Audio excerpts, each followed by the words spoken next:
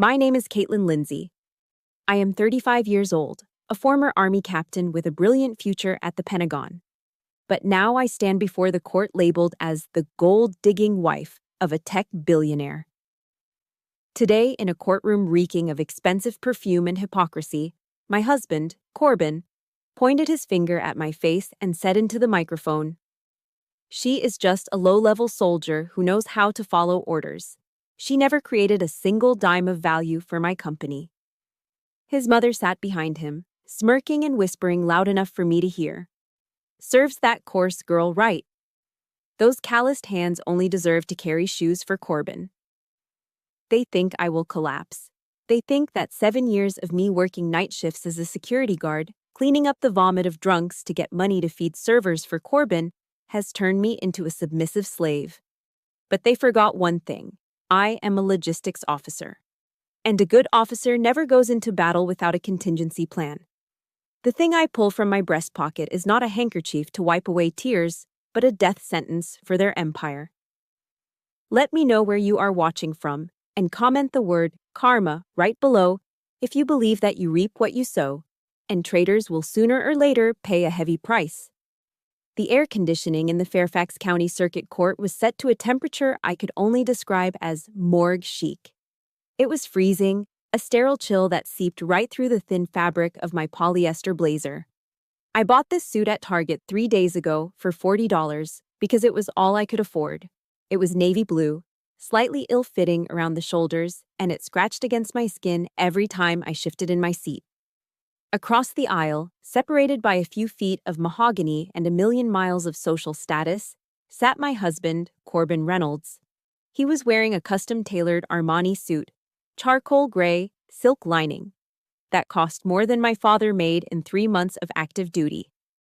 I knew exactly how much it cost because I was the one who signed the check for it 2 years ago, back when he said he needed to look the part to woo investors. He looked the part now, all right. He looked like the freshly minted king of tech, the CEO of Restock Solutions, the darling of Washington, D.C.'s new money elite. And I was just the embarrassing footnote he was trying to erase. Corbin's lawyer, a man whose smile had too many teeth and not enough warmth, had just finished painting a portrait of me that was unrecognizable. According to him, I was lazy. I was unsupportive. I was a leash attached to the side of a great man's vision. "Mr. Reynolds," the lawyer asked, his voice smooth like oiled leather, "can you describe for the court Mrs. Lindsay's contribution to the founding of Restock Solutions?" Corbin stood up. He adjusted his lapels, a gesture he practiced in the mirror. He turned his charm on the judge, the same way he used to turn it on me. "Your Honor," Corbin began, his voice projecting that perfect TED Talk cadence. "Restock is my brainchild. It is the result of sleepless nights, of coding until my fingers bled, of a singular vision to revolutionize supply chain logistics." He paused for dramatic effect, glancing briefly at me with eyes that were completely dead. "Caitlin, she was there, I suppose. But she didn't write the code. She didn't close the deals. She didn't understand the complexity of the algorithms." He took a breath, and then he delivered the line that made the air leave my lungs. "To be honest, Your Honor, she was just background noise, static. While I was building the future, she was just existing in the other room." Background noise. The words hung in the sterile air. 7 years. 7 years of my life reduced to the hum of a refrigerator or the sound of traffic outside a window. I didn't move. I didn't gasp. My training at West Point didn't allow for public displays of hysteria. I sat perfectly still, my spine not touching the back of the hard wooden chair. But under the table, my hands were clenched so tight my knuckles were white. These hands. I looked down at them briefly. They weren't soft like the hands of the women Corbin associated with now. My knuckles were scarred from obstacle courses and hand-to-hand combat drills. The skin on my palms was rough, thickened by years of gripping M4 carbines and later by gripping heavy flashlights and steering wheels during double shifts as a security guard. Behind Corbin, in the gallery reserved for family, sat his mother, Mrs. Mia Reynolds. She was the epitome of Virginia old money. Pearls that cost a tuition fee, hair sprayed into an immovable helmet of blonde, and a gaze that could freeze water. She leaned over to the woman sitting next to her, Rebecca Corbin's executive assistant, a 24-year-old Vassar graduate wearing a Chanel dress that hugged her like a second skin. Rebecca was everything I wasn't: soft, civilian, expensive. Mia didn't whisper quietly. She wanted me to hear. She needed me to hear. "Thank God my son finally woke up," Mia hissed, her lips barely moving. She looked at me with a mixture of pity and revulsion, like she was looking at a stain on a Persian rug. Look at her, sitting there stiff as a board. She's so coarse. Those calloused hands of hers are only fit for carrying Corbin's shoes, not wearing his ring. Rebecca giggled, a light tinkling sound that cut through the tension. "Don't worry, Mrs. Reynolds," Rebecca whispered back. "We'll have this wrapped up by lunch." They thought it was over. They looked at my target suit, my lack of makeup, my stoic silence, and they saw defeat. They saw a woman who had been discarded like an old pair of combat boots that had lost their tread. They saw a grunt, a soldier good for taking orders but not for thinking. But they made a critical error in their tactical assessment. They mistook discipline for weakness. Inside my head, the chaos of the courtroom faded. The insults, background noise, coarse, servant, didn't hurt anymore. They just clarified the mission parameters. I took a slow, deep breath, counting to 4 on the inhale, holding for 4, exhaling for 4. Tactical breathing. I remembered the oath I took. I will support and defend. But I also remembered a verse my father, a sergeant major who had seen hell and back, used to quote before every deployment. Psalm 144:1. "Blessed be the Lord my rock, who trains my hands for war, my fingers for battle." God had trained these hands for war. Corbin had just forgotten that war isn't always fought with guns. Sometimes it's fought with paper. The judge, a weary-looking man named Callahan, looked over his spectacles at me. "Mrs. Lindsay, your attorney has remained silent. Do you have anything to say before we proceed to the division of assets? Or do you accept the plaintiff's characterization?" My attorney, a court-appointed placeholder who had barely looked at my file, started to stand up to ask for a recess. I put a hand on his arm to stop him. "I've got this," I said quietly. I stood up. The target suit pulled tight across my shoulders. I didn't smooth it out. I stood at the position of attention, my chin up, my eyes locking directly onto Corbin's. For a second, his confident smirk faltered. He saw something in my eyes he hadn't seen in a long time. He saw the captain. "Your Honor," my voice was steady, projecting to the back of the room without shouting. "I do not accept the plaintiff's characterization. Mr. Reynolds claims I was merely background noise. He claims I contributed nothing to the logic or the structure of Restock Solutions." "We have established that, Mrs. Lindsay." The judge sighed, checking his watch. "Unless you have new evidence, this is hearsay." "I do have evidence, Your Honor," I said. Corbin rolled his eyes. Mia let out an audible scoff. They expected a love letter, or maybe a receipt for groceries. I reached up with my right hand, slowly, deliberately. I moved my hand toward the inside breast pocket of my cheap blazer. It was the same motion I would use to reach for a sidearm, but today the weapon was made of cellulose and ink.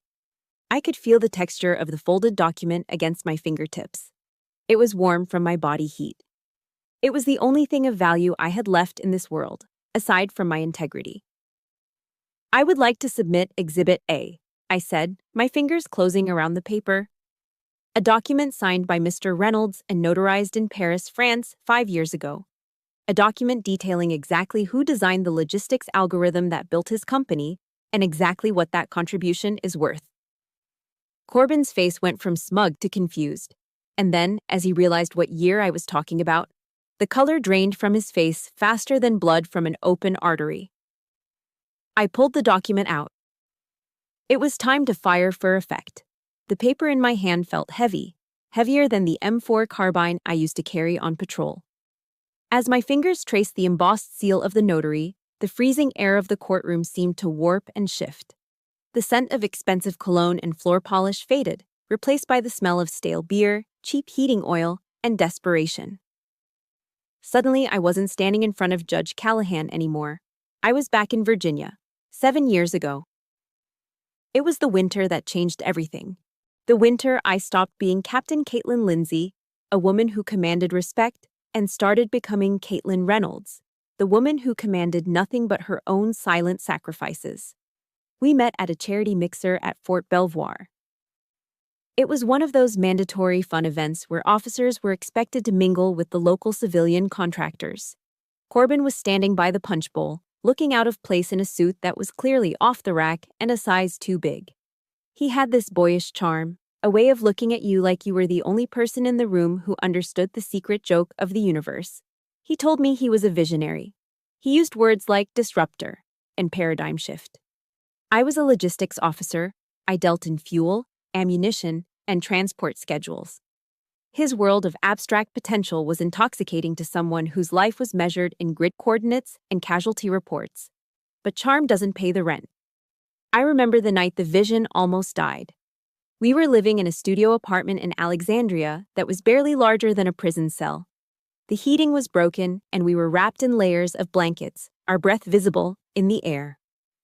Corbin was hunched over his ancient laptop, a machine that sounded like a jet engine preparing for takeoff. Suddenly, the screen went black. The fan whirred and died. Silence filled the room, heavy and terrifying. "No," Corbin whispered. He tapped the keys frantically. "No, no, no." He turned to me, tears streaming down his face. Not stoic, soldier tears. These were the tears of a child whose toy had broken. "It's gone, Caitlin. The code, the prototype, the server crashed. It's all gone." He slumped against the wall, sliding down until he was a heap on the floor. "I can't do this," he sobbed. "I'm a failure. My mom was right. I'm never going to amount to anything." Seeing him like that, it broke something in me. It triggered that protective instinct, the same one that made me check my soldier's gear 3 times before a mission. I couldn't fix the code, but I could fix the problem. I walked over to my rucksack in the corner. Inside, tucked into a battered envelope, was a check from the Department of Defense. It was my combat pay, hazard pay, a bonus I had earned from a 9-month deployment where I had dodged IEDs and slept in the dirt. That money was supposed to be a down payment on a house for my parents in North Carolina. They were getting older, and their roof was leaking. I'd promised them I would help. I looked at the check. Then I looked at Corbin, curled up on the floor, defeated. "Get up," I said softly. "What?" He looked up, eyes red and puffy. "Get up. We're going to Best Buy." I remember the fluorescent lights of the Best Buy in Springfield. They were blindingly bright. Corbin was like a kid in a candy store, his grief forgotten the moment we walked into the computer section. He ran his hands over the sleek aluminum chassis of the high-end servers and the powerful workstations. "This one," he said, pointing to a setup that cost more than my first car. "With this, I could rebuild restock in half the time. The processing power. Caitlin, it's beautiful." He didn't look at the price tag. He never did. That was my job. I walked to the register. My hand shook as I handed over the check and my debit card to cover the difference. The cashier, a teenager with acne and a bored expression, didn't know that the money I was spending was blood money. He didn't know I had almost lost my leg for those dollars. "Receipt in the bag?" he mumbled. "Yes," I said. "Please?" We drove home in silence, the expensive boxes filling the back seat of my beat-up Ford Taurus. Corbin was humming. He was happy. That happiness lasted until Thanksgiving, 2 weeks later. Thanksgiving is supposed to be about abundance. It's turkey, stuffing, cranberry sauce, and family arguments over football. But that year, our bank account balance was 12 Ward Yates. We couldn't afford a turkey.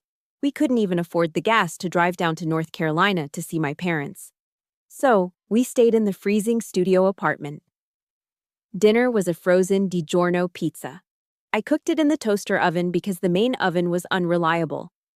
We sat on the floor, wrapped in a duvet, sharing the pizza off a paper plate. Corbin took a bite of the cardboard crust pizza and looked at me with those intense blue eyes. The blue light from his new monitors reflected in them, making him look almost angelic. "Caitlin," he said, reaching out to touch my face. His hand was warm, soft. My cheek was rough from the dry winter air. "I know this is hard. I know I haven't been the provider you deserve." "It's okay," I lied. It wasn't okay. I was hungry, I was cold, and I missed my mom. "No, listen to me," he insisted. He pulled me closer, burying his face in my neck. "I'm going to make this right. Restock is going to be huge. I can feel it. And when it happens, when we make it..." He pulled back to look me in the eye. "You will never have to worry about money again. You will never have to work another day in your life if you don't want to. I will buy you a house. I will buy your parents a house. I will give you the world, Caitlin. Because you believed in me when no one else did." He kissed me then, tasting of tomato sauce and promises. And I believed him. God help me, I believed him. I thought I was investing in a partnership.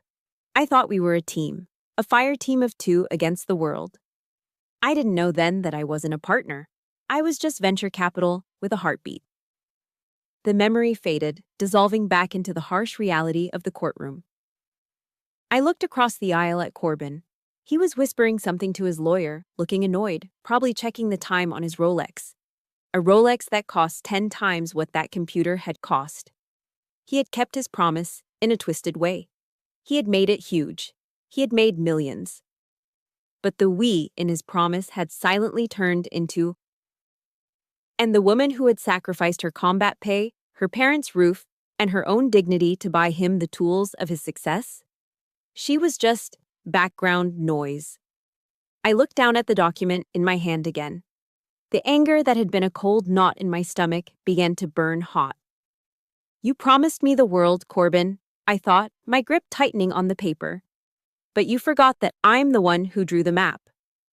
The lawyer for the opposition cleared his throat, bringing me fully back to the present. "Mrs. Lindsay," he sneered. "We are waiting." I looked up, my eyes dry, my heart hardened into something resembling the steel of a weapon. "I'm ready," I said. But before I could hand the document to the bailiff, another memory hit me, a darker one. The memory of the choice that truly sealed my fate. The day I didn't just give him my money, but gave him my career. It started with a letter from the Pentagon that should have been the happiest day of my life. The envelope was thick. In the military, a thick envelope usually means good news. It means orders. It means movement. I remember sitting at our rickety kitchen table, my hands trembling as I tore open the seal. Inside was official Department of the Army stationery, the kind with the watermark that you can feel under your thumb. Department of the Army subject. Permanent change of station. PCS. Orders to CPT Caitlin Lindsay. Assignment, 21st Theater Sustainment Command, Ramstein Air Base, Germany. Ramstein. My heart hammered against my ribs like a trapped bird. Ramstein wasn't just a base. For a logistics officer, it was the show. It was the hub of American military power in Europe. And attached to these orders was the promotion list. My name was on it, Major. I made the list, I whispered to the empty room. I'm going to be a major. It was everything I had worked for since I was 18 years old. It was West Point. It was the sleepless nights in Ranger School. It was the culmination of a decade of service.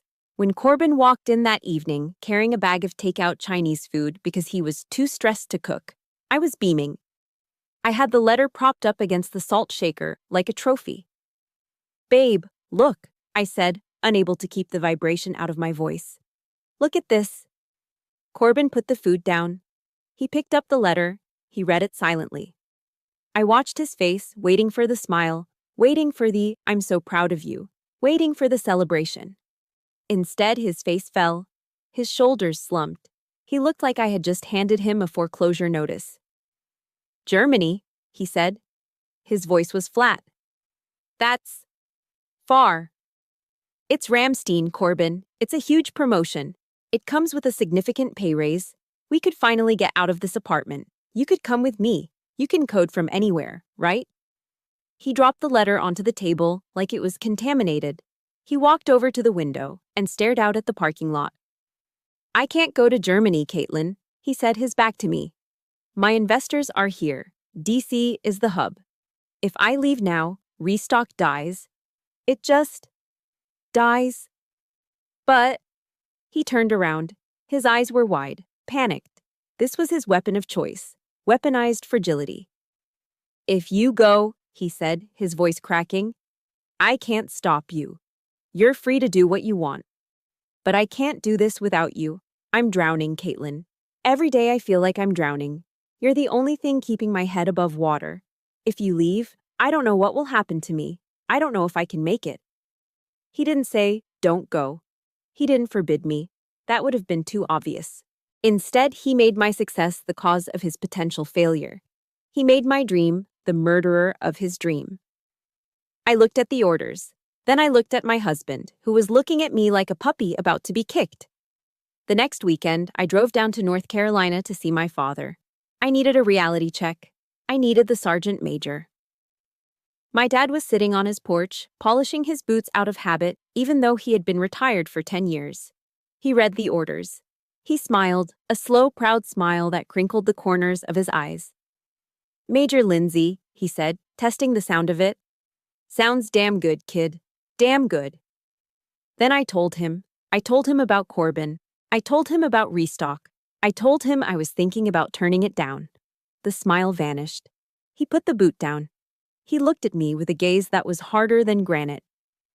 You're thinking about turning down a field-grade promotion, he said slowly, to stay home and wash socks for a boy who plays with computers? He's my husband, Dad. He needs me. We're a team. A team pulls together, Caitlin. A team doesn't ask the lead climber to cut their rope so the guy at the bottom feels safer. He leaned forward, his voice low and intense. That boy isn't building a company. He's selling smoke. And you? You are a soldier. You are a leader. If you give this up, if you desert your post for him, you aren't just losing a rank. You're losing yourself. I'm not deserting, I argued, feeling the sting of tears. I'm supporting my family. You're throwing your honor into a wood chipper, he said, standing up and walking into the house. He didn't look back. The drive back to Virginia was the longest of my life. I cried for the first 100 miles. Then I stopped crying and started bargaining. It's just a job, I told myself. Corbin is right. Marriage comes first. When he succeeds, it will all be worth it. I walked into the personnel office at the Pentagon the next Monday. The clerk, a sergeant first class who knew me, looked at the form I placed on the counter. Request for separation, transfer to individual ready reserve. Ma'am, he asked, confused. You're on the promotion list. Are you sure about this? My hand hovered over the pen. I could see Ramstein in my mind. I could see the C-17s taking off, the mission briefings, the purpose, the pride. Then I saw Corbin's face. I'm drowning, Caitlin. I took a breath that felt like inhaling broken glass. I'm sure, Sergeant, I said. Family reasons. I signed my name. The ink was black and permanent. With that signature, Captain Caitlin Lindsay didn't exactly die, but she went into a coma. In her place, Mrs. Corbin Reynolds was born, a woman whose only rank was supportive wife, and whose only mission was to keep a man-child happy. I walked out of the Pentagon feeling lighter, but it wasn't the lightness of freedom. It was the lightness of something hollowed out. I went home and told Corbin. He didn't cry. He didn't fall to his knees in gratitude. He just hugged me briefly and said, Great. Now, can you help me organize these spreadsheets? I have a pitch meeting tomorrow. Just like that, my sacrifice was consumed, digested, and forgotten in the span of 30 seconds. As I sat there that night, categorizing his expenses while he played video games to blow off steam, I looked at my hands. They were the same hands that had held a rifle. Now they were just typing data for a man who didn't even know how to load a dishwasher. I should have listened to the sergeant major. I should have listened to the gut instinct that screamed, run. But I didn't. I stayed. And because I stayed, I eventually found myself standing in a warehouse at 2 a.m., freezing my ass off, guarding someone else's property while my husband slept in a warm bed. If you have ever given up a piece of yourself for someone who didn't appreciate it, or if you believe that a woman should never have to dim her light for a man to shine, please hit that like button right now. And in the comments, simply type, "I am worthy," to remind yourself and everyone else here that your dreams matter. The sound of the pen scratching across my resignation paper echoed in my memory. Scratch, scratch, done. But that sound soon morphed into something else. Something louder, something harsher. It turned into the grinding, metallic screech of a rolling steel door slamming shut. Clang. Welcome to the night shift. The wind cut through my cheap polyester security jacket like a razor blade. It was 2 a.m. in Northern Virginia, and the temperature had dropped to single digits. I was patrolling the outer perimeter of a massive logistics warehouse, the kind of place where dreams go to be packaged in cardboard boxes and shipped via Prime. My flashlight beam danced over the frozen asphalt. My boots. Walmart specials, not the high-quality Danner combat boots I used to wear, crunched loudly on the black ice. Every step sent a jolt of pain up my shins. I had been on my feet for 9 hours straight. I wasn't Captain Lindsay here. I was just "Hey you" or guard. My job was to make sure nobody stole copper wire or broke into the trailers. It was a job that required zero brain power and infinite patience. It was a humiliation that burned deeper than the cold. As I rounded the corner near the loading docks, a familiar sound made me freeze. It was the low rumble of a Humvee engine. A National Guard convoy was stopping for fuel at the truck stop adjacent to the warehouse. I saw the uniforms, the camouflage, the confident way they moved. And then I saw him. Getting out of the lead vehicle was a man I knew, Sergeant Martinez. He had been one of my best squad leaders when I was a lieutenant. Now, I saw the rank on his chest, warrant officer. He had made it. He looked sharp, professional, respected. He started walking toward the vending machines near where I was standing. Panic, hot and sudden, flooded my chest. I couldn't let him see me. I couldn't let him see his former commander, the woman he used to salute, standing here in an ill-fitting security uniform, holding a flashlight like a glorified mall cop. The shame was physical, a nausea that roiled in my gut. I ducked behind a dumpster. My heart was pounding so hard I thought he might hear it. I pressed my back against the cold metal, smelling the rotting garbage inside, and closed my eyes. "You good, sir?" I heard Martinez ask someone. "Yeah, just grabbing coffee," another voice replied. I waited until the engines roared back to life and the convoy rolled away. Only then did I slide down to the ground, my breath hitching in my chest. I pulled my ham sandwich out of my pocket. It was squished and half frozen. I took a bite, tasting the stale bread and the bitterness of my own choices. I finished my shift at 6 a.m. I drove home in a daze, my eyes burning from exhaustion. When I unlocked the door to our apartment, I tried to be quiet. I really did. But my frozen fingers fumbled with the keys, and they jingled loudly. "Ugh, seriously?" Corbin's voice came from the bedroom. It was muffled by his pillow, thick with sleep and irritation. I walked into the bedroom. He was buried under the warm duvet, only a tuft of hair visible. The room smelled like sleep and comfort. "I'm sorry," I whispered, stripping off my uniform. My back ached. My feet were throbbing. "You're always so loud when you come in," he groaned, rolling over. "I was in the middle of a really good dream about the IPO launch. Now I'm awake." He didn't ask how my night was. He didn't ask if I was cold. He didn't ask if I was hungry. He just pulled the blanket tighter and went back to sleep. He wouldn't wake up until 10 a.m. By then, I would have cleaned the kitchen, prepped his lunch, and passed out on the couch for 4 hours before doing it all over again. I went into the bathroom and looked at myself in the mirror. There were dark circles under my eyes that no amount of concealer could hide. My skin looked gray. I looked 10 years older than 32. Later that afternoon, I was in the kitchen, ironing my uniform for the next shift. The steam hissed, filling the small room. There was a knock at the door. It was Mia. She breezed in without waiting for an invitation, carrying a distinct air of judgment along with her Hermes handbag.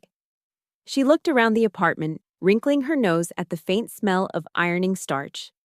"Oh, Caitlin," she said, her voice dripping with fake sympathy. "Still working that job?" "It pays the bills, Mia," I said, not looking up from the ironing board. "Corbin needs every cent for the servers right now." She walked over and picked up my security jacket. She held it by the tips of her manicured fingers like it was a dead rat. "It's just so masculine," she said. "Look at the cut of this. It's boxy. It's shapeless. You look like a man in this thing, Caitlin. No wonder Corbin doesn't want to take you to the investor dinners. You're hardly the trophy wife type, are you?" She laughed, a light, cruel sound. "I mean, look at your hands. They're so rough. You should really invest in some lotion, dear. Or maybe gloves. To hide them." I set the iron down. I set it down hard. "My hands are paying for your son's dream, Mia," I said, my voice low. "Don't get testy," she sniffed. "I'm just saying. Appearance matters. Especially in our world. Our world." As if I wasn't the one financing it. After she left, leaving a lingering scent of Chanel No. 5 and insecurity, I went to my locker. It wasn't really a locker. It was just a plastic bin where I kept my gear. Taped to the inside of the lid was a piece of paper. It was yellowed and curling at the edges. I'd printed it out the day I resigned my commission. It was a quote from Theodore Roosevelt, "The man in the arena." I read it aloud, my voice trembling slightly in the empty apartment. "It is not the critic who counts, not the man who points out how the strong man stumbles, or where the doer of deeds could have done them better. The credit belongs to the man who is actually in the arena, whose face is marred by dust and sweat and blood." I touched my face. No blood today, just dust and sweat. Who strives valiantly, who errs, who comes short again and again, because there is no effort without error and shortcoming. But who does actually strive to do the deeds? Mia was the critic, Corbin was the spectator. But I was in the arena. I was the one taking the hits. I was the one bleeding so they could shine. I wiped a single angry tear from my cheek. I wouldn't cry. Crying was a luxury for people who slept 8 hours a night. "I am in the arena," I whispered to the empty room. "And I will not leave until the battle is won." I finished ironing my uniform. I put it on, buttoning it up like armor. I laced up my cheap boots. I was fighting for my family. I was fighting for Corbin's future. I told myself that one day he would understand. One day he would look at my rough hands and see love, not ugliness. But a small, cold voice in the back of my mind whispered a different truth. What if he never looks? What if he only sees the checkbook? That thought terrified me more than the freezing cold. So I pushed it down, locked it away in a mental box, and grabbed my keys. I had to get to work. But before the grind completely destroyed me, there was one moment of respite. One trip that was supposed to be a celebration, but ended up being the moment I finally woke up. Paris. The city of lights. The city of love. Or so they said. For me, it would become the city of the contingency plan. The place where the soldier in me finally took over from the wife. The engine of my Ford Taurus sputtered to life, sounding tired. Just like me. I backed out of the driveway, heading into the darkness, not knowing that the light at the end of the tunnel was actually an oncoming train called Betrayal. But in Paris? In Paris, I would build a barricade. Paris is supposed to be the city where love is reaffirmed. For Corbin and me, it was the city where love was finally exposed for what it was, a transaction. The trip was Corbin's idea. He called it our belated honeymoon, 5 years too late. But the timing was suspicious. Restock Solutions had just started gaining serious traction in the European market, and he needed to secure a massive round of funding from a consortium of French investors. He needed a wife on his arm to look stable, dependable, and family-oriented. We stayed at the Hotel Plaza Athénée, a place so opulent it made my teeth ache. Crystal chandeliers, red geraniums spilling from every balcony, and staff who spoke English better than most Americans. But for the first 3 days, I saw more of the hotel concierge than I did of my husband. I have to network, Caitlin, Corbin said, adjusting his silk tie in the mirror. These French investors are old school. They want FaceTime. Why don't you go shopping? Buy something nice. Here. He tossed his black American Express card onto the bed. It landed with a soft thwack. Go to Chanel, get a bag, or maybe some new shoes. Those boots you wear are embarrassing. He left before I could answer. I didn't go to Chanel. I didn't go to the Louvre. Instead, I sat in a small cafe in the 8th arrondissement, nursing a black coffee and watching the Parisians rush by. My gut was churning. It wasn't the croissants. It was instinct. I had noticed things. Small things. Corbin changing the passcode on his phone. Him taking calls on the balcony at 2 a.m., whispering. The way he looked at me, not with affection, but with the critical eye of a manager assessing a depreciating asset. I was a soldier. I knew when the enemy was maneuvering. I knew when I was being flanked. I pulled out my phone and dialed a number I hadn't used in years. Monsieur Beaumont, I said when the line connected. Jean-Luc Beaumont was an old friend of my father's, a former JAG officer who had transitioned into international corporate law in Paris. He met me an hour later, looking impeccable in a tweed suit. Caitlin, he said, kissing me on both cheeks. You look troubled. I need your help, Jean-Luc, I said, cutting straight to the chase. I need legal protection, and I need it now. We spent the next 4 hours in his office drafting a document.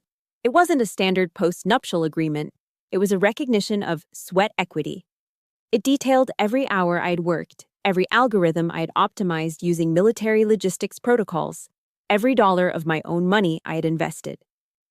This clause here, Jean-Luc said, pointing with a gold pen.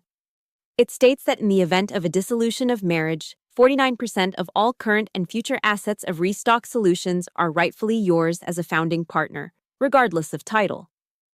Will it hold up in a U.S. court? I asked.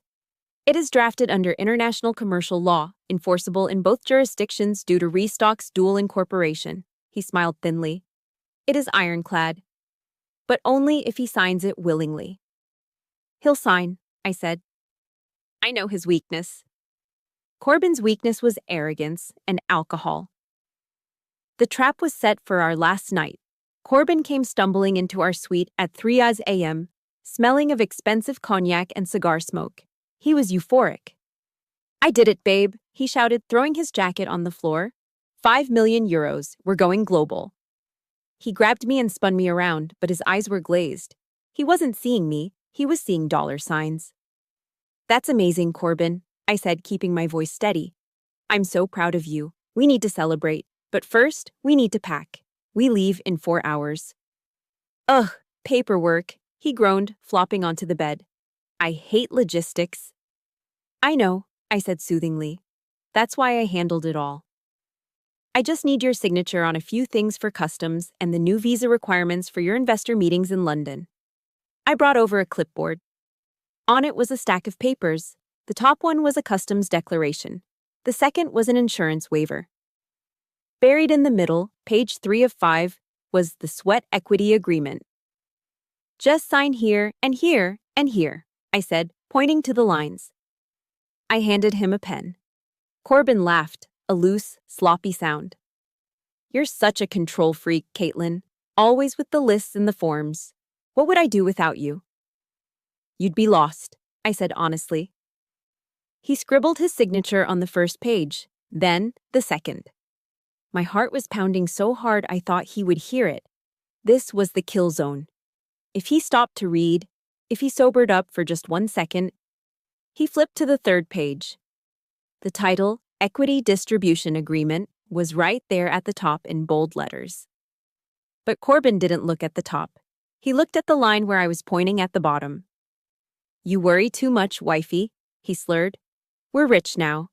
We can hire people to do this stuff. He signed it. A loopy, jagged scrawl. Corbin J. Reynolds. He flipped the page and signed the next one.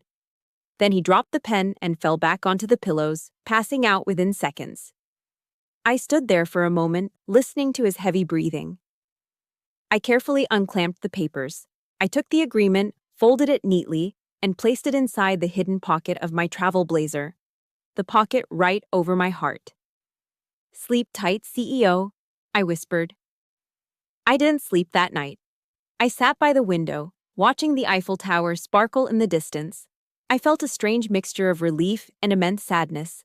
I had just insured my future, but I had also just signed the death certificate of my marriage. A marriage that, in reality, had died the moment I became background noise. That signature in Paris was my shield. But I wouldn't need to use it for another 2 years. 2 years of watching him grow more distant, more cruel, more like his mother. I snapped back to the present, to the cold Virginia courtroom. The memory of that pen scratching on paper in Paris was so vivid I could almost hear it. But it was replaced by a different sound. The sound of a car door slamming. The sound of a different signature, on a different document, being thrown at me like garbage, the day he finally discarded me. I looked at Corbin across the aisle. He was whispering to his lawyer again, looking confident. He had forgotten Paris. He had forgotten the girl who bought his computers. He had forgotten everything except his own reflection. He was about to remember. But first the judge had to see the evidence of the final betrayal. The moment when the man in the arena was finally stabbed in the back by the person she was fighting for. It happened on a Tuesday. A Tuesday that started like any other, but ended with my world shattering. The invitation said, "Black tie optional." But for the crowd at the Ritz-Carlton in Georgetown, that meant, "Wear your net worth." This was the launch party for Restock Solutions' Series C funding round. It was the night Corbin had been dreaming of since he cried over his broken laptop in our frozen apartment. I was standing near a potted fern, trying to make myself invisible. I was wearing a simple black dress I'd picked up at Ross Dress for Less on the clearance rack for $29. It was clean, it was modest, and compared to the glittering gowns around me, it looked like a potato sack. Corbin, of course, was in his element. He was holding court in the center of the room, laughing loudly at a joke made by a silver-haired venture capitalist. And clinging to his arm, like a very expensive barnacle, was Rebecca. Rebecca was 24. She was a Vassar graduate with a degree in art history and a daddy who sat on the board of 3 Fortune 500 companies. Tonight, she was wearing a vintage Chanel gown that probably cost more than my entire year's salary as a security guard. It was cream-colored, backless, and showed off skin that had clearly never known a day of hard labor. She laughed at everything Corbin said, throwing her head back to expose her long, elegant neck. She touched his arm constantly, a light, proprietary touch that made my stomach turn. I took a sip of my sparkling water. I was the wife. I was the co-founder, technically. But nobody here knew that. To them, I was just there. "Excuse me, miss?" I turned around. An older man with a bulbous nose and a tuxedo that strained at the buttons was holding out an empty glass towards me. "Could you be a dear and fetch me another Chardonnay? And make sure it's chilled this time? The last one was tepid." I froze. He thought I was the help. I looked down at my dress. I looked at my hands, which were devoid of jewelry except for my simple gold wedding band. I started to say, "I'm not." "Oh, Arthur, don't be silly," Corbin's voice cut in. He had walked over, with Rebecca still attached to his side. I felt a surge of relief. He was going to correct him. He was going to introduce me. "This is my wife, Caitlin. She helped build this company." Corbin smiled that charming, devastating smile. "She's not on the payroll, Arthur, but she loves to help out, don't you, babe?" He looked at me. His eyes were hard, daring me to make a scene. "She's very serviceable," Corbin added, winking at the investor. I felt like I had been slapped.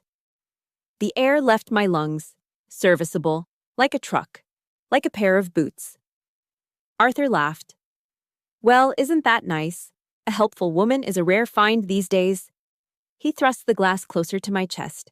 I took the glass. My hand was shaking so badly the crystal stem rattled against my wedding ring. "I'll get that for you," I whispered. As I turned toward the bar, humiliation burning my cheeks like acid, I ran straight into Mia. My mother-in-law was holding court at a high-top table, surrounded by her bridge club friends. She saw the glass in my hand. She saw my face, and she smiled. It was the smile of a predator that had just cornered a wounded rabbit. "Caitlin!" she called out, her voice shrill enough to cut through the ambient jazz music. Perfect timing. She handed me her own empty glass. Then she picked up another one from the table, and another. "Since you're heading to the bar, be a lamb and refresh these for us," she said loudly. "And get some more ice. The service here is dreadfully slow." "Mia, Oh, don't look so put out," she snapped, her voice dropping to a hiss that only I and the people immediately around us could hear. "It's not like you're doing anything else useful tonight. You're just standing there looking like a funeral attendee." She leaned in closer, her eyes glittering with malice. "Besides, Caitlin, you're used to manual labor, aren't you? With those hands? You're probably quicker than the actual servers. You know how to hustle. Isn't that what you people do?" "Hustle? You people. The working class, the soldiers, the ones who cleaned up their messes." I stood there, holding 3 empty glasses, feeling the weight of 100 staring eyes. I wanted to smash the glasses on the floor. I wanted to scream that I was a captain in the United States Army, that I had led convoys through combat zones, that I was the reason they were all standing here tonight. But I didn't. Because I was disciplined, and because, deep down, a part of me, the part that had been beaten down by years of their snobbery, believed her. "Here, let me help you with that." It was Rebecca. She'd glided over, smelling of roses and money. She didn't take the glasses from me. She just placed a hand on my shoulder. It felt patronizing, like petting a dog. "You look tired, Caitlin," Rebecca cooed. Her voice was sweet, sickly sweet. "Why don't you just go home? Corbin is going to be late. We have to discuss the IPO strategy with the partners, and honestly, it's all very technical. It would just give you a headache." She looked me up and down, her gaze lingering on my Ross dress. "You wouldn't understand the nuances of what we're doing," she said softly. "Go home. Get some rest. You have that security job tomorrow, right?" She said security job the way one might say sewage treatment. That was the moment. That was the kill shot. It wasn't just the insult to my intelligence, it was the displacement. She wasn't just telling me to leave the party, she was telling me to leave my life. She was stepping into my role, taking my husband, taking my company, and relegating me to the shadows where the help belonged. I looked at Corbin. He was watching us. He saw his mother treating me like a servant. He saw his mistress dismissing me like a child. And he turned his back. He turned back to Arthur and laughed at another joke. I set the glasses down on the nearest table. Clink, clink, clink. "You're right, Rebecca," I said, my voice eerily calm. "I wouldn't understand. Enjoy the party." I walked out. I walked past the champagne tower, past the ice sculptures, past the life I had paid for with my blood and sweat.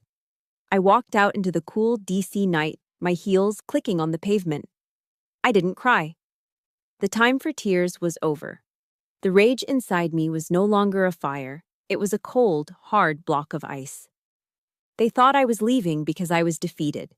They thought I was running away to hide in my shame. They were wrong. I wasn't retreating. I was breaking contact to realign my forces. If you have ever been made to feel small by people who should have lifted you up, or if you simply despise the arrogance of those who think money buys them the right to treat others like dirt, hit that like button right now.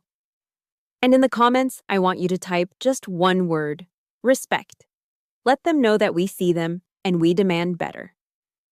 As I sat in my beat-up car in the valet line, watching the valet look at my vehicle with disdain, I realized something. The death warrant in my pocket, the agreement from Paris, wasn't enough. Not anymore. I needed more than just money. I needed total, scorched earth victory. And 3 days later, on a Tuesday afternoon, Corbin would give me the final piece of ammunition I needed. He didn't send a text. He didn't call. He sent a Porsche. And a process server. Tuesday afternoon. 2 p.m. The sun was beating down on the asphalt of the distribution center, creating shimmering waves of heat that made the horizon look like a mirage. I was in the guard shack, sweating through my polyester uniform. The air conditioner had broken 3 days ago, and management hadn't bothered to fix it. I was checking a manifest for a delivery of electronics, my mind drifting to the grocery list I needed to buy after my shift. Milk, eggs, maybe a steak for Corbin since he had closed that big deal. A low, guttural growl cut through the hum of the passing trucks. It wasn't a diesel engine. It was the distinct, aggressive purr of a high-performance sports car. I looked up. A Porsche 911 Turbo S, black as oil and sleek as a bullet, was pulling up to the gate. It didn't have a visitor pass. It didn't have a delivery manifest. I stepped out of the shack, my hand instinctively going to my belt, though I carried no weapon, only a radio and a flashlight. "Sir, you can't park here," I started to say, raising my hand. The car stopped. The window rolled down with a smooth, electronic whir. Corbin was in the driver's seat. He was wearing sunglasses that cost more than my monthly rent. His hands were gripping the leather steering wheel, his knuckles white. He didn't look at me. He looked straight ahead, at the endless rows of shipping containers. "Corbin?" I asked, confused. "What are you doing here? Did something happen?" He didn't answer. Instead, a nondescript gray sedan pulled up behind the Porsche. A man in a cheap suit got out. He walked briskly towards me, a manila envelope in his hand. "Caitlin Lindsay?" the man asked. "Yes." He thrust the envelope into my chest. "You've been served." He turned around, walked back to his sedan, and drove away. Just like that. I looked down at the envelope. Fairfax County Circuit Court. Petition for dissolution of marriage. My stomach dropped. I looked back at Corbin. He finally turned his head. He didn't take off his sunglasses. "Corbin," I whispered. "What is this?" "It's over, Caitlin," he said. His voice was devoid of emotion. It was business. "My lawyer will handle the details. I'm offering a settlement. It's generous. Take it and sign." "Generous?" I laughed, a harsh, jagged sound. "You're serving me divorce papers at my job?" "At the job I took to support you." "I need to move on," he said, tapping his fingers on the steering wheel. "Restock is going public next year. The board, the investors, they expect a certain image. I need a wife who can elevate my brand. Someone who fits in at the galas. Someone soft." He paused, and then he delivered the line that his mother must have scripted for him. "Mom was right. You're too rigid. Too G.I. Jane. You don't have the softness of a woman, Caitlin. You treat everything like a mission. It's exhausting." "Rebecca? She understands the lifestyle. She fits." "She fits." He was trading me in. Like a used car. I had too many miles on the odometer. I had too many scratches on the paint. "I built your lifestyle, Corbin," I said, my voice trembling with a rage so pure it felt like ice in my veins. "I bought the servers. I wrote the logic for your logistics chain. I fed you when you were broke." "And I appreciate that," he said dismissively. "That's why the settlement is generous. Keep the ring. Pawn it if you want. Consider it severance pay." "Severance pay." He put the car in gear. The engine roared, a beast, ready to pounce. "Goodbye, Caitlin," he said. He didn't wait for a response. He floored the accelerator. The Porsche shot forward, kicking up dust and gravel that stung my face. I watched the taillights disappear around the bend, leaving me standing alone in the heat, holding the paperwork that erased 7 years of my life. I didn't cry. Tears are for pain. This wasn't pain. This was clarity. I finished my shift. I checked every truck. I signed every log. I did my duty because that is what soldiers do. When I got home to our apartment, it was already half empty. He had moved his things out while I was at work. His gaming computer, his clothes, his expensive watches, all gone. The apartment was silent, but it wasn't empty. I walked into the bedroom. In the back of the closet, pushed behind my old uniforms, was a long rectangular box wrapped in black velvet. I pulled it out. It was heavy. I sat on the edge of the bed and unzipped the case. Inside lay my Army officer's saber. The steel blade gleamed in the dim light. The etching on the blade read, "Captain Caitlin Lindsay. For honor and country." My father had given it to me when I was commissioned. He told me it was a symbol of my oath, a symbol that I was a protector. Corbin thought I was rigid. He thought I was too G.I. Jane. He thought I was weak because I had served him. He was about to learn the difference between a servant and a soldier. I gripped the hilt of the saber. It felt cold and familiar in my hand. He wants a war, I whispered to the empty room. He wants to fight over assets and image. I stood up and drew the sword fully from its scabbard. The sound was distinct. A sharp, ringing shringe of steel on steel. It was the sound of battle. "If you want war, Corbin," I said, looking at my reflection in the blade, "I will give you a war." But wars cost money. And right now, I had a divorce settlement offer that was an insult and a bank account that was empty. I needed firepower. I needed the best lawyer in D.C. And to get that, I would have to make one final sacrifice. A sacrifice that would hurt more than working the night shift. I looked down at the saber. Then I looked at the shadow box on the wall, where my bronze star and my combat action badge were displayed. "I'm sorry, Dad," I whispered. I put the sword back in its case. I took the medals off the wall. I wasn't going to pawn the ring. The ring was worthless to me now. I was going to sell my honor to buy my justice. I grabbed my keys and walked out the door. The destination wasn't a pawn shop, it was K Street. And I was looking for a Viper. K Street in Washington, D.C. smells like power. It smells like freshly brewed espresso, expensive leather briefcases, and the distinct, metallic scent of ambition. I walked into the lobby of the glass and steel building that housed the law firm of Chin and Partners. I was wearing my best civilian clothes, a pair of slacks and a button-down shirt that I had ironed meticulously. Under my arm, I carried the long black velvet case. The receptionist looked at me over her designer glasses. I didn't have an appointment. I didn't look like their typical clientele, who usually arrived in limousines driven by chauffeurs. "I'm here to see Marilyn Chin," I said. "Ms. Chin is fully booked until next quarter," the receptionist sniffed, reaching for the phone to call security. "Tell her Captain Lindsay is here," I said, my voice cutting through the lobby's hushed atmosphere. "Tell her I have a weapon she might be interested in." 5 minutes later, I was sitting in a corner office with a view of the Capitol building. Marilyn Chin did not look like a viper. She looked like a fashion model who had decided to become a shark. She was petite, elegant, and radiated an intensity that made the air in the room feel thinner. She was known in D.C. circles as the Viper. Not because she was venomous, but because she struck fast, and she never missed. She sat behind a desk that was essentially a slab of black marble. She didn't offer me coffee, she just looked at me. "You have 3 minutes, Captain," she said. "My hourly rate is $900. You're currently wasting it." "I don't have $900, I said bluntly. "My husband, Corbin Reynolds, just served me divorce papers. He's the CEO of Restock Solutions. He's worth about $80 million.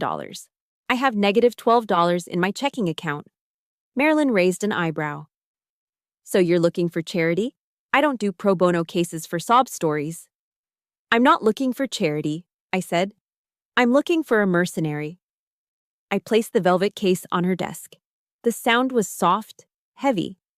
I unzipped it and folded back the cloth. The sunlight from the window caught the steel blade of my officer's saber. It was flawless. The etching was sharp. The hilt was wrapped in gold wire. It was a beautiful, lethal piece of history. Marilyn looked at the sword. Then she looked at me. Her expression didn't change, but her eyes narrowed slightly.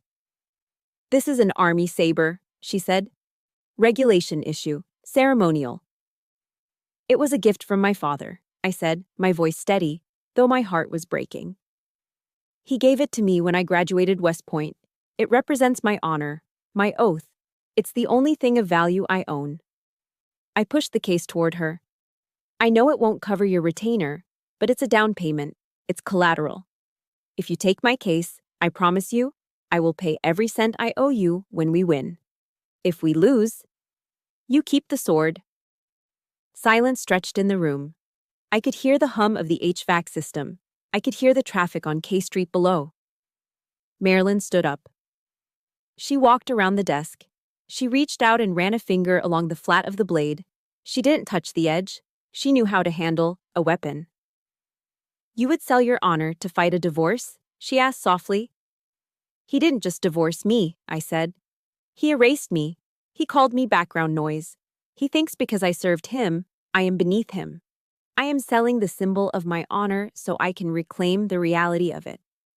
Marilyn looked at me for a long moment. Then, a slow, terrifying smile spread across her face.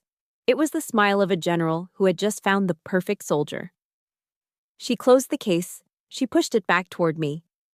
Keep your sword, Captain, she said. You're going to need it. But the fee. We'll take it on contingency, she said, walking back to her chair. 30% of the settlement, plus damages. And looking at you, I think the damages are going to be substantial. She pressed a button on her intercom. Cancel my lunch, and get me the file on Restock Solutions. Every public filing, every press release, every tax return. For the next week, Marilyn's office became my command post. I didn't go back to the warehouse. I called in sick, then I quit. I had a new mission. We worked 18-hour days. We built a timeline of my relationship with Corbin that was more detailed than a military campaign plan. Here, I said, pointing to a bank statement from 2016.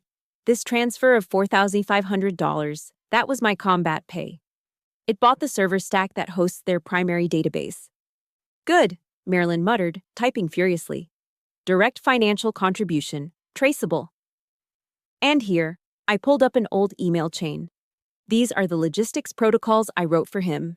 He calls it proprietary AI. I call it standard operating procedure for convoy operations. Marilyn laughed. It was a dry, sharp sound. He copy-pasted Army doctrine and sold it to Silicon Valley. The arrogance is staggering. Then I pulled out the trump card. The document from Paris. Marilyn read it.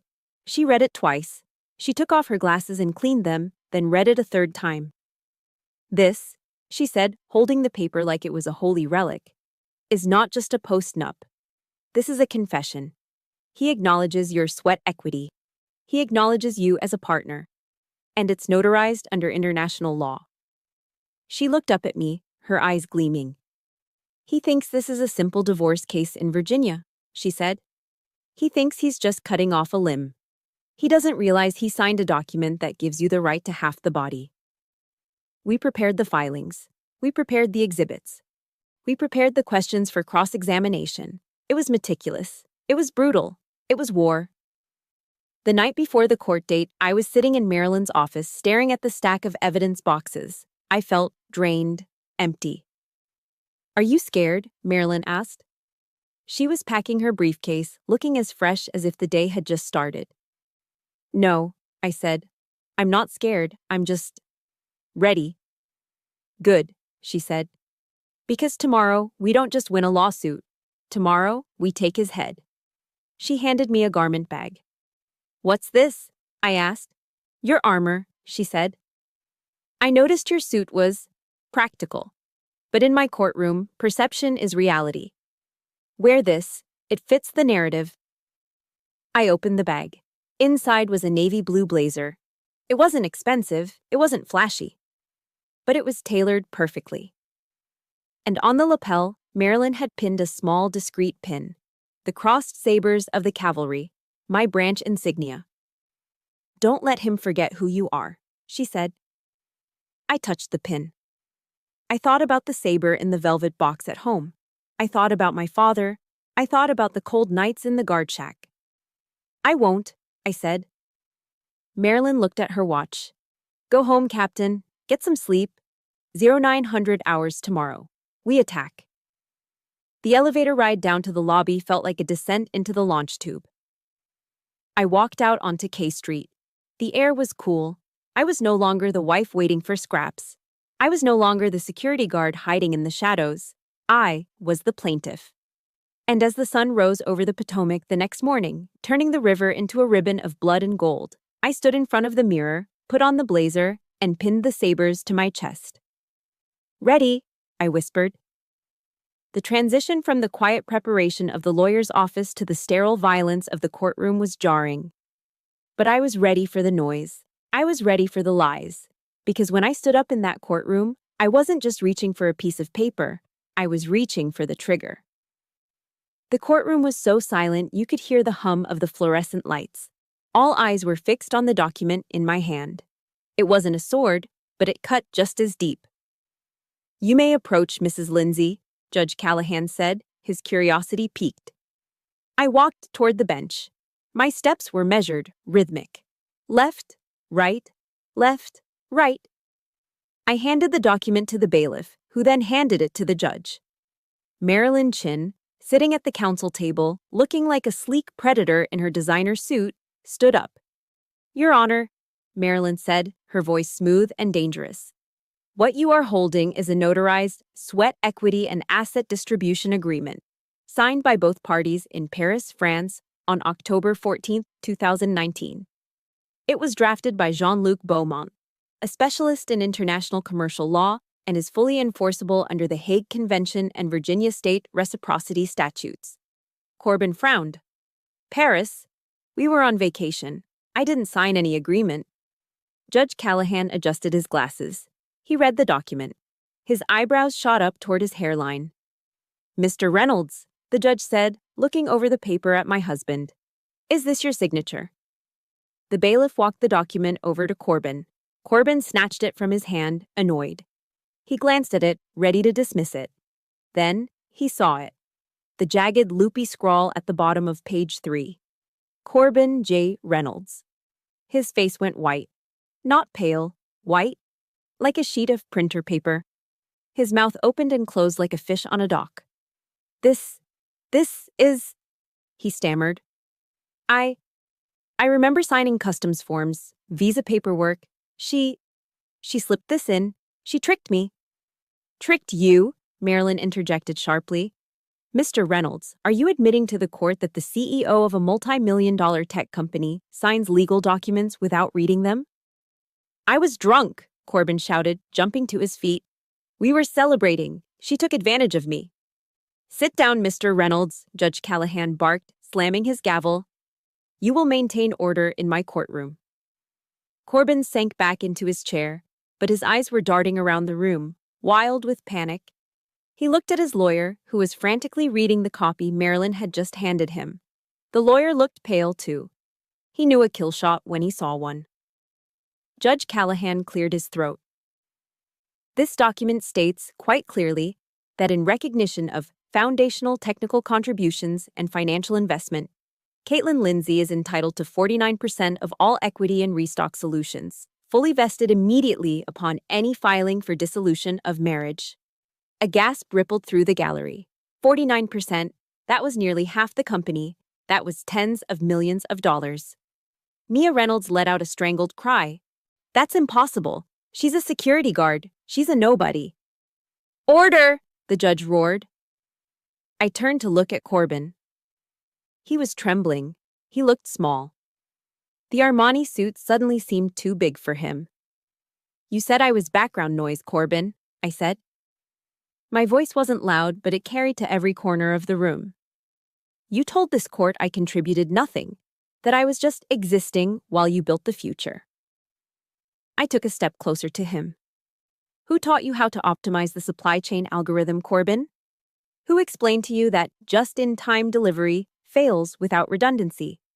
Who showed you how the Army tracks fuel convoys in hostile environments and told you to apply that same logic to retail inventory?" Corbin stared at me, speechless. "I did," I answered for him. "I designed the logic architecture of your software on the back of a napkin in a Denny's at 3 a.m. because you couldn't figure out why your code was crashing. You wrote the code, yes, but I gave it a brain. I gave it a purpose." I pointed at him, my finger steady. "You aren't a visionary, Corbin. You're a frontman. You're an empty shell wrapped in an expensive suit, and without me, your entire system is just a chaotic mess of data." "She's lying," Corbin shrieked, his composure completely shattering. "She's a grunt. She carries a gun. She doesn't know Java. She doesn't know Python." "Maybe not," Marilyn Chin cut in, stepping forward with another stack of papers. "But she knows how to read a bank statement." Which brings us to Exhibit B. Marilyn slammed a thick binder onto the plaintiff's table. While Mrs. Lindsay was working night shifts to pay for your servers, Mr. Reynolds, it appears you were using company funds. Funds that technically belong to the partnership, to finance a very lavish lifestyle for yourself and others. Marilyn opened the binder. Dinners at Le Diplomate. First-class tickets to Milan. Cartier jewelry purchased for a Ms. Rebecca Sterling.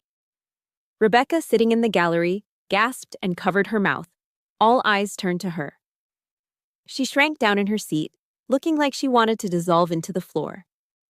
This is embezzlement, Mr. Reynolds, Marilyn said coldly.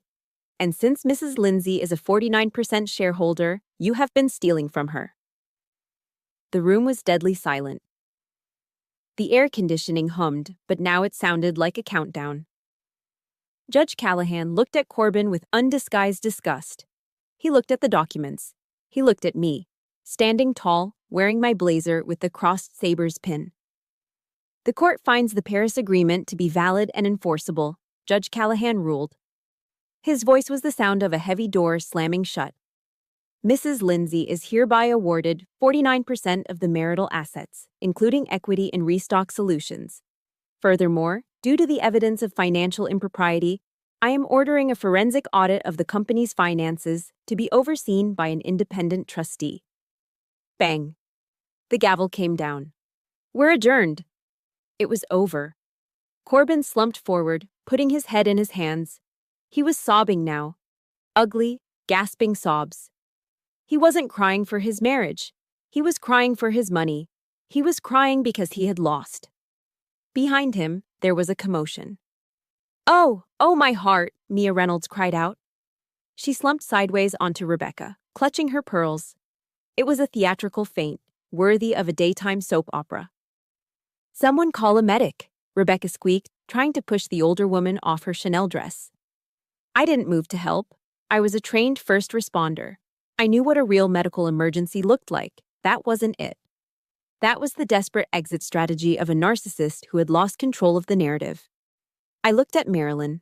She gave me a small, sharp nod, a warrior acknowledging another warrior. I turned and walked toward the heavy oak doors at the back of the courtroom. As I passed the gallery, I saw the faces of the people who had judged me, the investors, the friends of the family. They weren't looking at me with pity anymore. They were looking at me with fear and respect. I pushed the doors open and stepped out into the hallway. The air out here was different. It wasn't cold, it wasn't sterile. It smelled like floor wax and freedom. I took a deep breath, filling my lungs completely for the first time in 7 years. The weight was gone. The background noise was gone. Corbin Reynolds was a billionaire on paper, but today he was bankrupt in every way that mattered. And me? I touched the pin on my lapel. I was Captain Caitlin Lindsay. And I had just completed my mission. But the mission wasn't just about destroying the enemy. It was about rebuilding the territory. And as I walked out of the courthouse and into the bright Virginia sunlight, I knew exactly what my next objective was. I wasn't going to Disneyland. I was going to build an empire of my own. An empire where loyalty was the currency and honor was the bottom line. And the first thing I was going to do was throw away the flowers that I knew would be arriving at my office tomorrow. Because traitors always try to buy their way back in when they realize they've lost the war. 6 months later. The morning sun streamed through the floor-to-ceiling windows of my corner office in Alexandria, Virginia. It wasn't the harsh, blinding light of the warehouse parking lot. It was warm, golden, and filled with promise. I sat behind a desk made of reclaimed oak, not marble. On the wall behind me, framed in simple black wood, was the original "Man in the Arena" quote that had once been taped to a dirty locker. Next to it hung my saber, finally returned to its rightful place of honor. I wasn't wearing a polyester security uniform. I wasn't wearing a dress from Ross. I was wearing a tailored charcoal suit that fit me like a second skin. On my lapel, gleaming in the sunlight, was a small pin. The crossed sabers of the cavalry. I took a sip of coffee from a mug that said, "The Vanguard Initiative." That was the name of my new company. It wasn't a tech startup designed to sell user data. It was a business incubator specifically for veterans. We took men and women who knew how to lead under fire and gave them the capital and logistics support to build their own businesses. Through the glass wall of my office, I could see the main floor. It was buzzing with activity. But it wasn't the frantic, chaotic energy of Restock Solutions. It was disciplined. It was focused. I saw Sergeant Martinez, the man I had hidden from behind a dumpster, standing by a whiteboard, leading a strategy meeting. He was my chief of operations now. When I offered him the job, he had shaken my hand and said, "Captain, I'd follow you into hell. A boardroom is a walk in the park." My intercom buzzed. "Ma'am?" It was Sarah, my executive assistant, a former Navy corpsman who ran my schedule with military precision. "There's a delivery for you. It requires a signature." "Send it in," I said. The door opened, and a courier walked in carrying a vase of long-stemmed red roses. They were massive, ostentatious.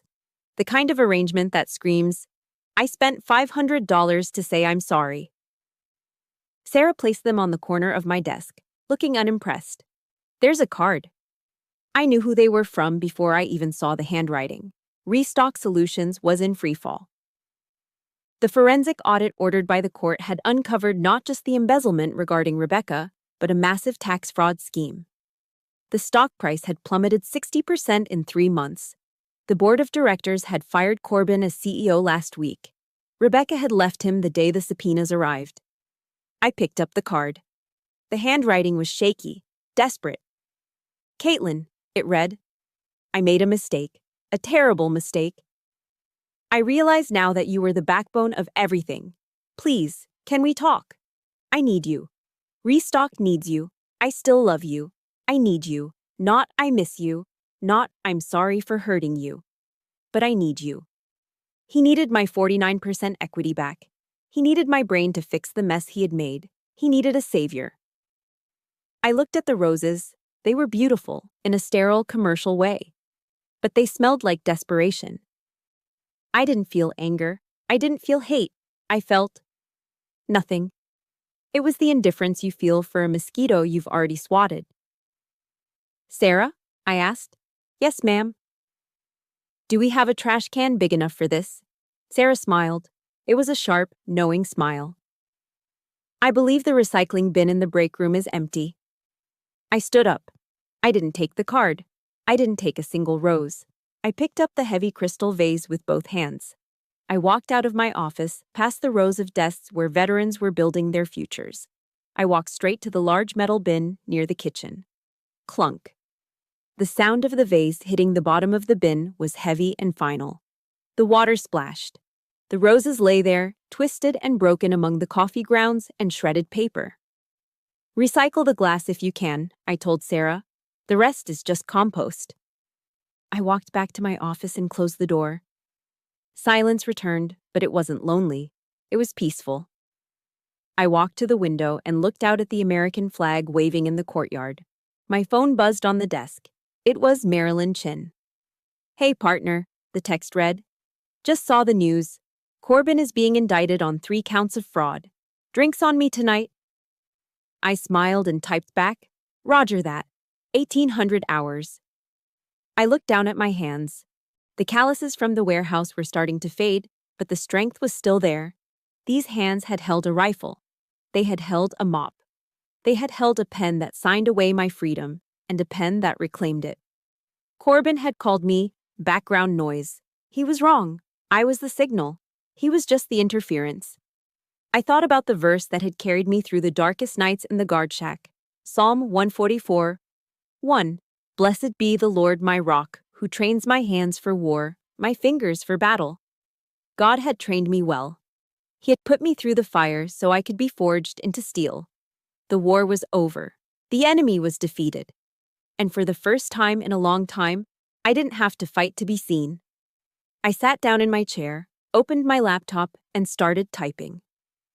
Not a legal brief, not a letter to a traitor. I typed the header for the new grant proposal that would help 50 more veterans start their own businesses. The captain is reporting for duty, I thought, and she is just getting started. The sun climbed higher in the sky, flooding the room with light. It was a new day in Virginia, a new day for Caitlin Lindsay, and this time, no one was ever going to turn off her light again. Looking back, the most expensive lesson I learned wasn't about money. It was about self-worth. In the military, we are taught that mission comes first. But in life, you are the mission. We often confuse total sacrifice with love, believing that if we give away every piece of ourselves, we will be cherished. But I learned the hard way that you cannot pour from an empty cup. Never apologize for protecting your future. Having a contingency plan doesn't mean you don't trust. It means you respect yourself enough to ensure you're never left defenseless. Your dignity is the one asset you must never sell. Thank you for standing in the arena with me today. I know many of you are fighting battles that no one else sees, carrying burdens that feel too heavy to bear. I want this channel to be a place where you find your strength again. If my story resonated with you, please hit that subscribe button and turn on notifications so we can keep fighting these battles together. And if you made it to the very end, prove it to me. Go to the comments and type the word unbreakable. Let the world know that no matter how hard life hits, you are still standing.